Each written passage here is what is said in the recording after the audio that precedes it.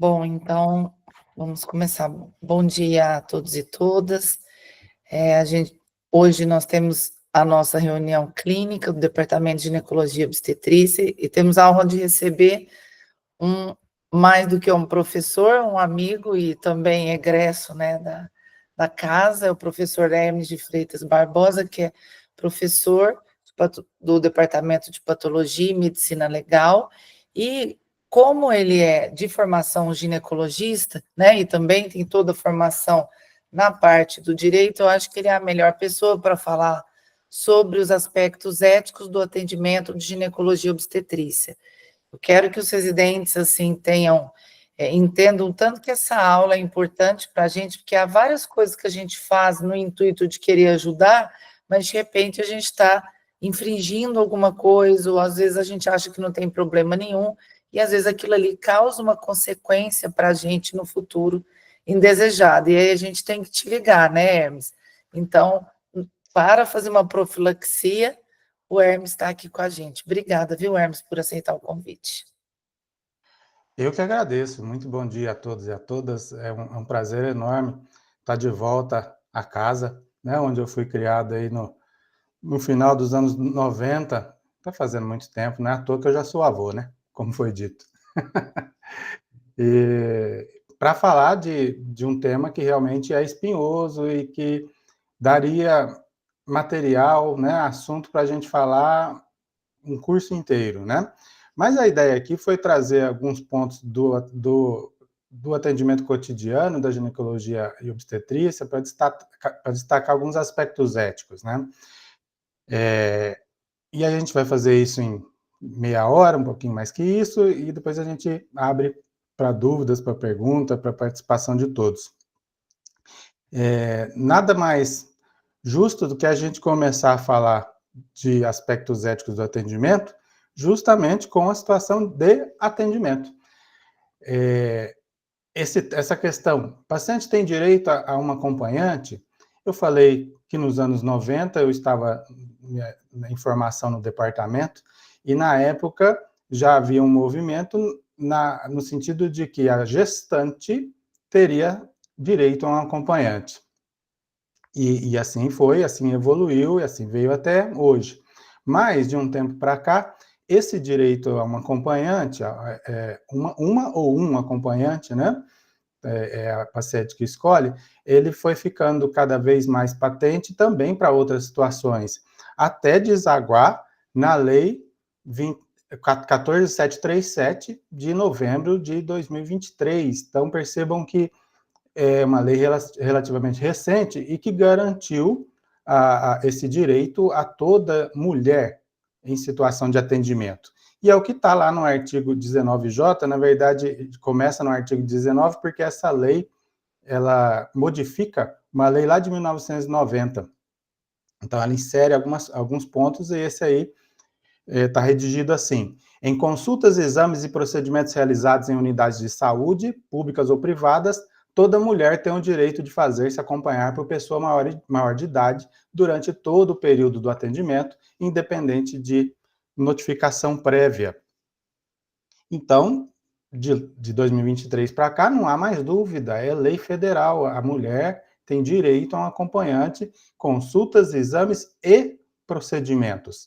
É claro que a lei faz algumas ressalvas, por exemplo, no parágrafo 1º do mesmo artigo, que diz que será de livre indicação do paciente, ou nos casos em que ela esteja impossibilitada de manifestar sua vontade, de seu representante legal. Então, a vontade da mulher ou de seu representante legal. Tá? E essas pessoas, esses acompanhantes, ou esse ou essa acompanhante, estará obrigada a preservar o sigilo das informações. E aqui a ressalva, na verdade, está aqui no parágrafo 4º. No caso de atendimento realizado em centro cirúrgico ou unidade de terapia intensiva, com restrições relacionadas à segurança ou à saúde dos pacientes devidamente justificadas pelo corpo clínico, somente será admitido acompanhante que seja profissional de saúde.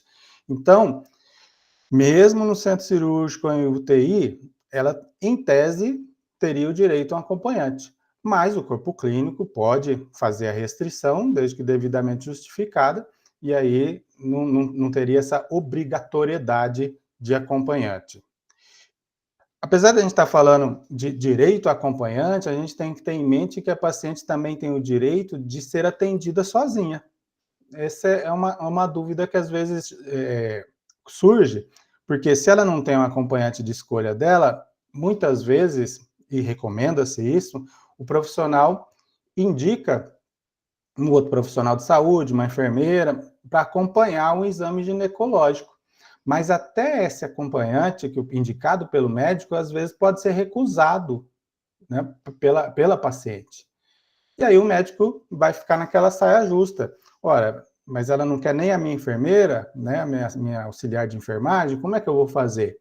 A gente tem que ter em mente que isso também é direito. Ela não é obrigada a ser acompanhada pela enfermeira, a não ser que seja absolutamente necessário para instrumentalizar algum procedimento. Mas o que a gente recomenda é que essa recusa, se ela acontecer, de ter um acompanhante, inclusive profissional, que ela esteja documentada em prontuário, justamente para evitar que num futuro isso seja, esse atendimento seja questionado com denúncias, por exemplo, de importunação sexual, de assédio e por aí vai. Então, da mesma forma que ela tem direito de ter um acompanhante, também tem direito de ser atendida sozinha. Nesse sentido, na mesma linha, fica a dúvida: e a adolescente? Ela tem direito de ter um acompanhante? Não há dúvida, ela tem. Mas a obrigatoriedade que ela esteja acompanhada dos pais? Então, essa é uma dúvida que às vezes surge. E a gente tem que lembrar, como está aí no slide, a privacidade é o direito que a adolescente possui, independentemente da idade, de ser atendida sozinha em espaço privado de consulta, inclusive durante o exame físico, onde são reconhecidas sua autonomia e individualidade. E a partir de que idade que ela pode ser atendida sozinha? A OMS chega a admitir a possibilidade a partir de 10 anos, que é a faixa, né, que a OMS considera como adolescente, a partir de 10. Mas, aqui no Brasil, nós temos o Estatuto da Criança e do Adolescente, que define a adolescência como a partir dos 12 anos. Então, considerando o ECA, né, nós podemos dizer que as crianças devem ser atendidas com os pais ou adolescentes quando for menor que 12 anos, e depois de 12 pode ser atendido sozinha. E a tomada de decisões por parte da adolescente estará na dependência de sua capacidade de discernir, que deve ser de saúde. Mas onde é que está escrito isso tudo? Começando pelo Estatuto da Criança e do Adolescente, artigo 17, o direito ao respeito consiste na inviolabilidade da integridade física, psíquica e moral da criança e do adolescente, abrangendo a preservação da imagem, da identidade, da autonomia, dos valores, ideias e crenças dos espaços e objetos pessoais. Então, veja que eu destaquei em negrito a autonomia do adolescente. E mesmo o nosso Código de Ética Médica vem lá de longa data, já prevendo no artigo 77, que é vedado ao médico revelar sigilo profissional relacionado a paciente criança ou adolescente, desde que estes tenham capacidade de discernimento, inclusive a seus pais ou representantes legais, salvo quando a não revelação possa acarretar dano ao paciente. Então, é o próprio Código de Ética dizendo isso. A adolescente, o adolescente tem direito ao sigilo, inclusive em relação aos pais. E tem essa ressalva, né? Quando não acarretar dano ao paciente. E aí, nessa linha, essa capacidade de discernimento, se presente, respalda toda e qualquer decisão da adolescente? Não, também não é assim. Não é dessa forma. Essa ressalva do artigo que diz, salvo quando a não revelação possa acarretar dano ao paciente, acaba sendo interpretada como necessidade de participar os pais à medida que aumenta o risco da situação. E aqui alguns exemplos, né, que limitam a autonomia da adolescente e recomenda a participação dos pais. Gravidez e aborto. Gravidez não é doença, mas é uma situação delicada que envolve uma série de decisões e os pais precisam participar. Doenças graves, HIV, câncer, recusa de tratamento com risco relevante. Então, riscos para ela adolescente ou ele adolescente, ou terceiros, risco de autoagressão, heteroagressão, ideação suicida, abuso de álcool e drogas ilícitas. Então, existe uma série de situações que, à medida que aumenta o risco, eu vou ter que comunicar os pais. Na linha do sigilo, a gente tem que lembrar que o atendimento em GO, às vezes, nos proporciona algumas situações que podem ser embaraçosas se eu não tiver a ideia clara do seu manejo. A gente tem que lembrar que, muitas vezes, a gente atende a paciente que cometeu um crime, e o crime mais prevalente nessa população que a gente atende é o crime de aborto. Independentemente se a gente é contra ou a favor da descriminalização do aborto, o fato é que aborto no Brasil é crime. Então, toda vez que eu atendo uma paciente que provocou um aborto, tecnicamente falando, eu estou diante de uma paciente criminosa, que cometeu um crime. E, nessa situação, às vezes, a gente fica tentado ou fica com dúvida se a gente deve ou não comunicar esse fato às autoridades. E aí eu sempre conto uma história real, né, acontecida, de uma colega médica que me ligou certa vez após ter recebido uma intimação para depor num processo penal contra a paciente que ela atendeu. E ela atendeu essa paciente numa situação de aborto. E por um motivo que ela não sabia na época, esse aborto acabou sendo denunciado, talvez pelo corpo de enfermagem, à autoridade. E foi aberto um processo criminal contra a paciente. E ela foi intimada para depor, porque ela havia feito o atendimento. E ela me perguntou, o que eu faço? Eu vou lá, vou falar, falo que eu atendi, que eu não atendi, que era aborto, não era, provocado, não era. Aí eu disse a ela, olha, você vai pegar um papel e vai imprimir com letras grandes o artigo 207 do Código de Processo Penal e o artigo 73 do Código de Ética Médica. E aí, a hora que o médico, ou melhor, o juiz, né, lhe chamar, ele vai qualificá-la, vai dizer do seu nome, de onde você vem e tal, e vai te perguntar, doutora, o que a senhora sabe sobre os fatos? E aí você vai responder, excelência, por força do artigo 207 do Código de Processo Penal, eu estou proibida de depor. E olha como está lá a redação. São proibidos de depor as pessoas que, em razão de função, ministério, ofício ou profissão, devam guardar segredo, salvo se desobrigados pela parte interessada quiserem dar seu testemunho.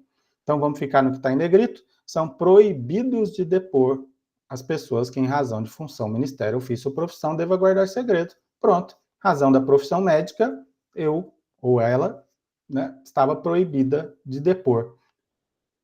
Por que eu pedi para imprimir o 207? Porque veja que não é código de ética, não é resolução do conselho, é uma lei, Código de Processo Penal. Mas a resolução do conselho, o código de ética, né, diz basicamente a mesma coisa.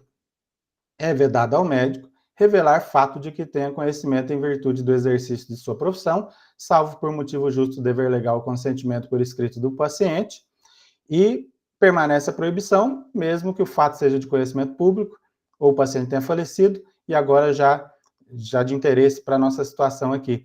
Quando de seu depoimento como testemunha. Nessa hipótese, o médico comparecerá perante a autoridade e declarará seu impedimento. E a linha C, que entrou no Código de Ética em 2009, na investigação de suspeita de crime, o médico estará impedido de revelar segredo que possa expor o paciente a processo penal. Então, quando eu atendo uma paciente que provocou aborto, eu não faço nenhum tipo de depoimento contra a minha paciente. E mais do que isso, na verdade, eu não posso sequer comunicar o fato à autoridade policial. Muito embora seja uma situação que deva ser comunicada às autoridades sanitárias, ou seja, é uma doença, é uma situação de notificação, não estamos falando de notificação ou denúncia à autoridade policial, isso é diferente. E isso está previsto também em outra lei, que é a Lei das Contravenções Penais, no artigo 66, que diz assim, ó, é contravenção deixar de comunicar à autoridade competente crime de ação pública de que teve conhecimento no exercício da medicina ou de outra profissão sanitária, E aí tem duas exceções, desde que a ação penal não dependa de representação e desde que a comunicação não exponha o cliente a procedimento criminal. Esse dispositivo gera uma certa confusão, porque a contravenção é deixar de comunicar. Então, a regra é comunicar os crimes de que temos conhecimento no exercício da profissão médica.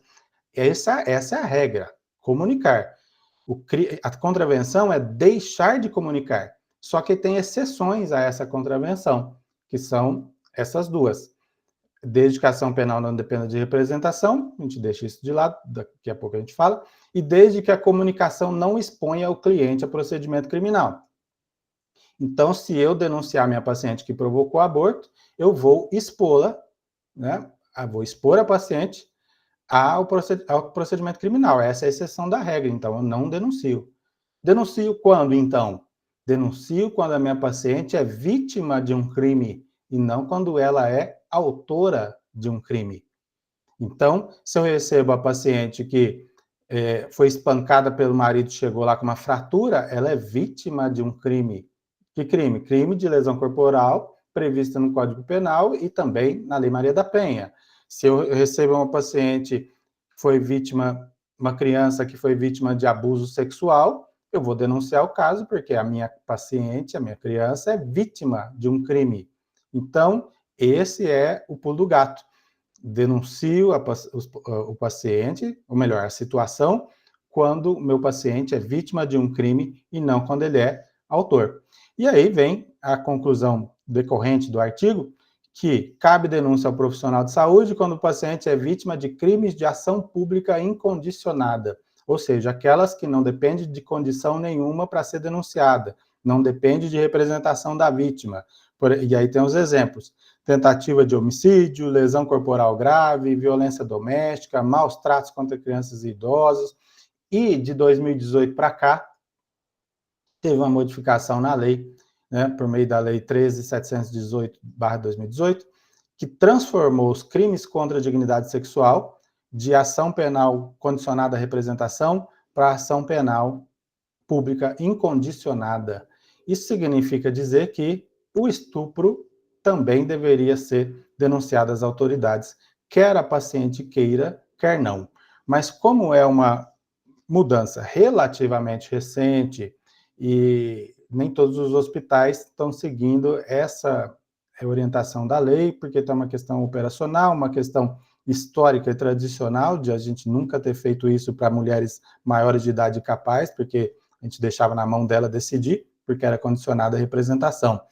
Hoje não é mais. Então, se for levar na letra fria da lei, também deve ser denunciado às autoridades.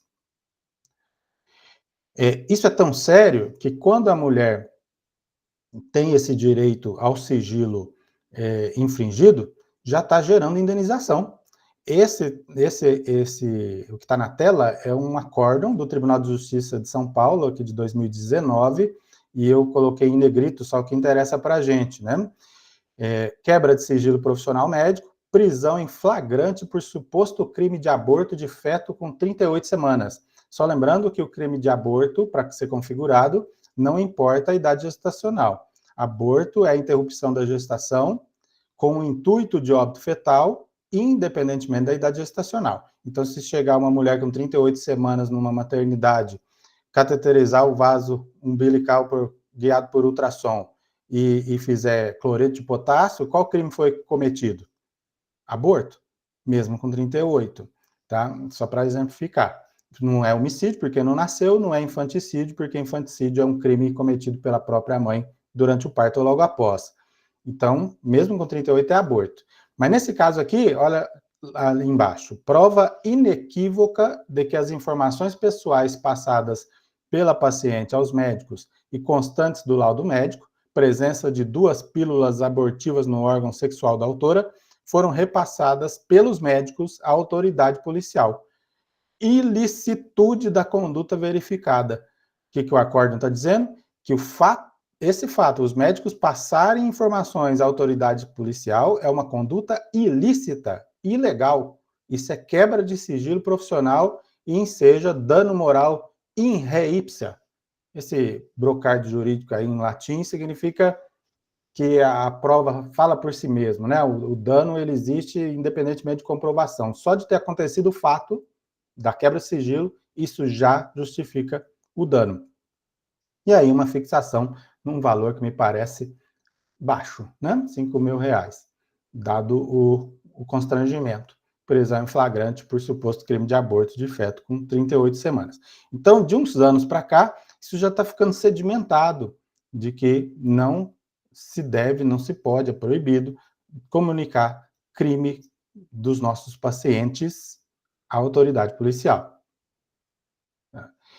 Uma outra situação que no cotidiano nos causa certa dificuldade é quando a paciente recusa um tratamento proposto. E à medida que a patologia fica mais grave ou fica mais urgente, mais dificuldade essa situação impõe, a situação da recusa terapêutica. Para a gente fazer um brainstorm, só colocando umas situações hipotéticas de ambulatório. Paciente de 45 anos, após exames para investigar um quadro de dor abdominal e emagrecimento, recebe o diagnóstico de câncer de pâncreas metastático, acometendo inclusive pulmões e fígado. E devido ao prognóstico ruim, recusa o tratamento quimioterápico, aceitando somente cuidados paliativos. Esse paciente tem o direito de recusar o tratamento? Intuitivamente falando, a gente tende a dizer que sim, tem. Ora, por que eu deveria tornar obrigatório para um paciente com câncer de pâncreas metastático um tratamento quimioterápico que a gente sabe que tem seus efeitos colaterais? Intuitivamente, nem seria necessário recorrer a normas, a gente consegue entender que esse é um direito do paciente. Mas essa outra situação causa um pouco mais de incômodo, porque também é um paciente de 45 anos, uma paciente com nódulo mamário, recebe o diagnóstico de câncer de mama em estadio inicial, ou seja, com um prognóstico bom, e ela se recusa a fazer o tratamento, né? Cirurgia, quimioterapia, radioterapia, alegando que não quer se tratar porque acha que chegou a sua hora. Causa um pouco mais de desconforto, porque essa paciente, se não tratar, esse câncer vai evoluir e ela pode morrer desse câncer. Enquanto na situação anterior, era uma doença já metastática, com um prognóstico muito ruim de poucas semanas ou meses, ou seja, tratando ou não, o paciente iria falecer. No nosso segundo exemplo, não. Se tratar, né, ela tem um bom prognóstico. Mas mesmo assim, ela também tem o direito de não tratar. E por quê? Porque ela não está em risco iminente de morte. Na verdade, nenhuma das duas situações. E o Código de Ética Médica é claro no artigo 22 e 31. Olha lá o 22. É vedado ao médico deixar de obter consentimento do paciente ou do seu representante legal após esclarecê-lo sobre o procedimento a ser realizado, salvo em caso de risco iminente de morte. E é vedado ao médico desrespeitar o direito do paciente ou de seu representante legal de decidir livremente sobre a execução de práticas diagnósticas ou terapêuticas, salvo em caso de iminente risco de morte. No nosso exemplo aqui, não há risco iminente. O risco é futuro de morte. Então, tem o direito. É claro que, numa situação como essa, no nosso segundo exemplo aqui, ela não quer tratar porque acha que chegou a sua hora. Então, ela pode ser que ela esteja com alguns conceitos equivocados, e por conta disso ela deve ser informada, bem esclarecida, para que ela possa tomar essa decisão, sabendo do alcance da sua decisão. Então, acionar uma equipe multidisciplinar para avaliar um paciente que recusa tratamento, talvez seja a medida mais adequada a ser tomada. Mas essas são situações de ambulatório. Situação de internação vai ficando cada vez mais difícil. E aqui é um exemplo hipotético que eu também utilizo há mais de 10 anos para a gente discutir. E acontece no nosso cotidiano. Paciente de 23 anos recebe diagnóstico de pielonefrite, teve diagnóstico de infecção urinária há 2 dias e a urocultura revela germe sensível somente a imipenem, ou seja, antibioterapia endovenosa. E ela é internada por conta do comprometimento do estado geral. A gente sabe que essas pacientes costumam melhorar depois de poucas doses de medicação, E no nosso exemplo aqui, né, ela tem melhora importante já no final do segundo dia, a ponto de caminhar pelos jardins do hospital, apesar de ter tido febre ainda pela manhã. Na minha época, talvez até hoje, febre pela manhã contraindicava alta hospitalar à tarde, precisaria de um tempo, 24, 48 horas, sem febre, para poder ter alta. Mas ela quer ir embora. E diz para o médico, olha, doutor, eu quero ir embora. De qualquer jeito, porque eu já vi que eu melhorei. E aí o médico fica naquela situação. Ora, ela não tem critério de alta hospitalar. Se ela for embora, ela pode voltar a ter os sintomas, pode piorar e chegar aqui num choque séptico. Ou seja, se eu deixar a paciente ir embora, ela pode morrer. E aí eu vou deixar ela embora? Como é que eu vou fazer? Por outro lado, se eu não deixar a paciente embora, e de alta, a pedido, qual a alternativa? Vou trancá-la no quarto? Não tem crime de cárcere privado aí? Vou algemá-la na cama? Vou fazer medicação endovenosa à força? Qual que é a alternativa para não deixá-la ir embora? Então, qualquer alternativa tem problemas. Mas a gente tem que partir do pressuposto de que ela também não está em risco iminente de morte, né? Essa é a pergunta que a gente sempre tem que fazer. Está em risco iminente de morte? Iminente, não. Não é igual uma hemorragia puerperal refratária a tratamento clínico, e que se eu não fizer todo o protocolo até a esterectomia, por exemplo, ela vai morrer na minha frente, nos momentos subsequentes. Isso é risco iminente de morte. Ou trata agora, ou morre agora. No nosso exemplo, não. Se ela for para casa, pode ser que ela piore, pode ser que nem piore. Então, não é iminente, o risco é futuro. E dentro desse conceito, ela teria, portanto, direito de recusar o tratamento, mesmo internada. Mas, da mesma forma que a gente comentou lá na situação de ambulatório, nessa, mais ainda, nós precisamos saber por que ela está se recusando, quais as motivações. E aí nada melhor que uma equipe multidisciplinar. Ela pode, por exemplo, estar querendo ir embora porque tem um filho de 2 anos em casa e ela quer cuidar e não tem quem cuida, e aí a gente está diante de um problema social que a assistente social pode ajudar a resolver. Às vezes ela não tem informação clara de que o fato de ter febre pela manhã realmente é uma coisa preocupante, e mesmo que ela tenha sentido melhora clínica. Então, ela precisa de informação adequada para que possa fazer a escolha esclarecida. E é claro que todo esse processo de esclarecimento e de tomada de decisão deve estar documentado no prontuário. Nem é necessário fazer um termo à parte, termo de recusa terapêutica, termo de alta pedido, não. O ideal é que esteja escrito no prontuário, em ordem cronológica, a abordagem por cada um da equipe multidisciplinar, e se mesmo assim ela mantiver a decisão de recusa terapêutica, ela vai assinar e pronto. É claro que para nos socorrer, o nosso Conselho Federal de Medicina se dignou a fazer a resolução 2232/2019. Demorou, mas saiu, né? Também relativamente recente, que é a resolução conhecida como Resolução da Recusa Terapêutica.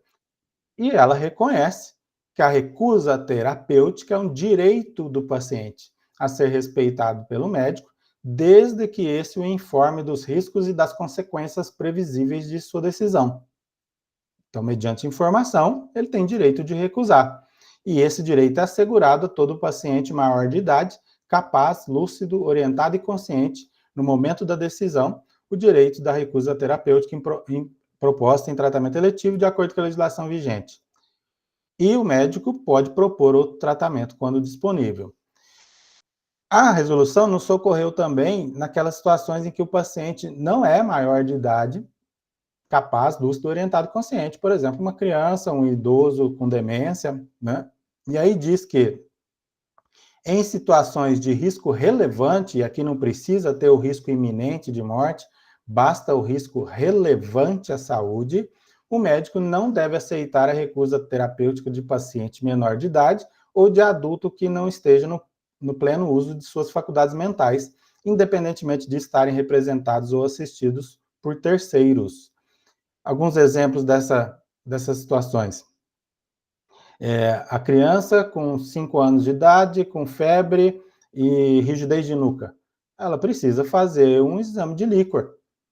E, apesar de não ser um risco iminente de morte, é um risco relevante. Se ela não fizer, né, a criança pode morrer.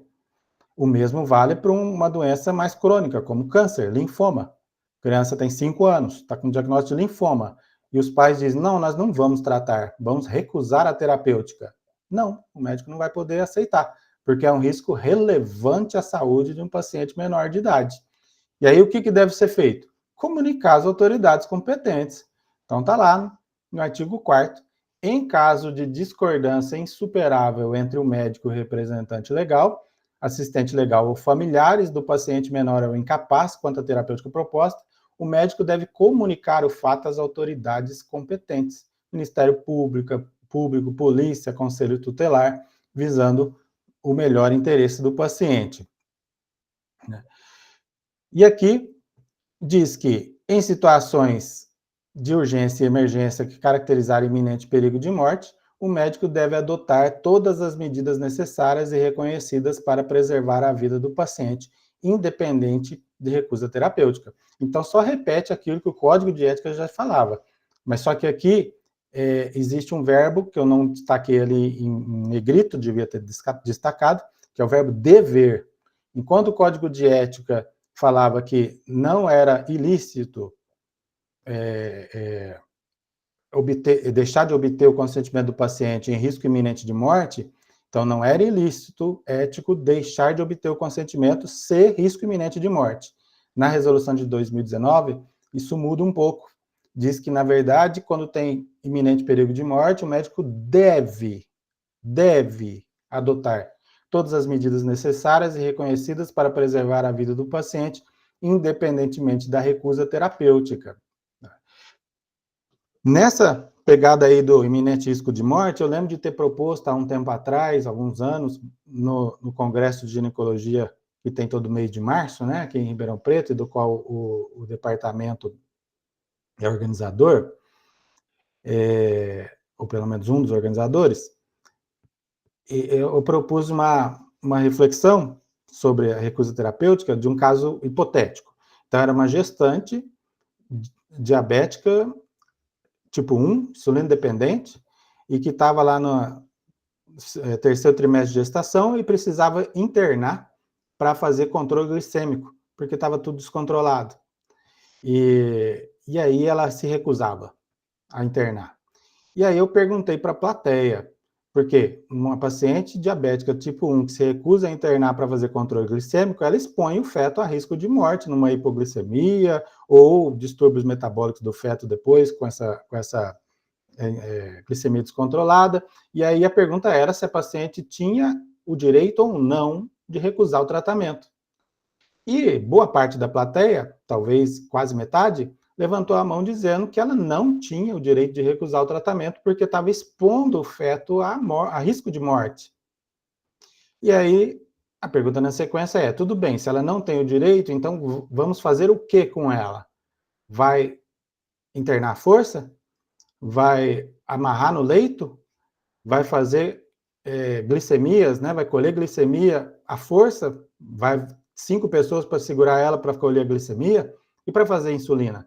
E para controlar a dieta? E se ela se negar a comer, você vai sondá-la para comer à força? Como é que vai ser? Então, na verdade, se eu opinar que ela não tem direito, eu não tenho como implementar conduta nenhuma, porque não tem como fazer isso, seria um absurdo. Então, na verdade, essa paciente tem o direito de recusar, por um motivo simples, dentro daquilo que a gente está comentando até agora. Nem ela e nem o feto estão em risco iminente de morte. O risco existe, é futuro, mas não é iminente. Se não é iminente, eu não tenho como impor essa internação ao paciente. Então, é nesse sentido. E por isso que Alguns atendimentos na área de GO deixam esses dilemas e deixam esses desafios e deixam a gente em situação difícil de fazer o manejo ético, né? E a resolução, ela tem um artigo que fala da documentação e diz o seguinte: a recusa terapêutica regulamentada nessa resolução deve ser prestada, a redação está um pouco truncada aí, né, preferencialmente por escrito e perante 2 testemunhas, quando a falta do tratamento recusado expuser o paciente a perigo de morte, mesmo que futuro. Tá? Então, mas não fala quem são as 2 testemunhas, preferencialmente eu acredito que seja melhor que sejam familiares, né? Por escrito pode ser no próprio prontuário, na mesma sequência do atendimento multidisciplinar, e lá no parágrafo único diz que são admitidos outros meios de registro de recusa terapêutica quando o paciente não puder prestá-la por escrito, desde que o meio empregado, inclusive tecnologia com áudio e vídeo, permita a sua preservação e inserção no respectivo prontuário. Com isso, eu acho que nós chegamos ao final dos temas que eu havia planejado para conversar aqui na nossa reunião, mas eu fico aí à disposição para a gente discutir aí nos minutos restantes, tá? Muito obrigado. Muito obrigada, viu, Hermes, pela brilhante